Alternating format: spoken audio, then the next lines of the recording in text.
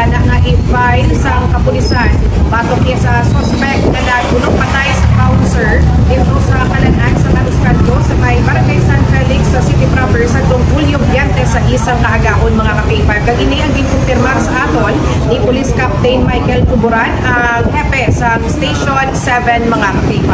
Ginkilala ang suspect na si alias Limuel, 21 anyos, special education student sa isa ka pribado nga universidad sa Iloilo kag residente sa Barangay Lapuz Norte. Suno kay Captain Tuburan nga padayon pa ang ila investigasyon sa natabo nga krimen sa diin nakakuha na sila sang CCTV sa lugar kag mga witnesses. Nagpadulong naman sa Police Station 7 si alias May, ang babae nga nakaupod ni alias Limuel sang ginbuno sa Delfin. Iniya Godman nga makahatag siya sang dugang nga impormasyon sa kapulisan. Dugang pa ni Captain Tuburan nga si Limuel ang may kaangtanan man sa pagpangbuno sa isa ka ilimnan sa Barangay San Rafael, Mandurriao sa tungbulan sa Mayo sining nga tuig. Sa karon ginahibalo pa sa Police Station 7 ang lokasyon sang suspect. With regard sa pag-investigate natin sa suspect, ma'am, na-involved siya sa isa man ka-stabbing incident na nagluntad sa bulan sang Mayo dira sa may San Rafael sa distrito sa Mandurriao. Oo.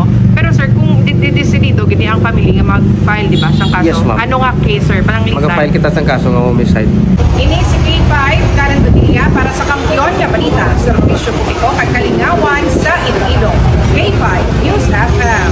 Is brought to you by, do you feel tired all the time? Do you have frequent infections? Do you have always cold? It's a sign of low immune system. Boost your immune system with Clinica D3 Bio.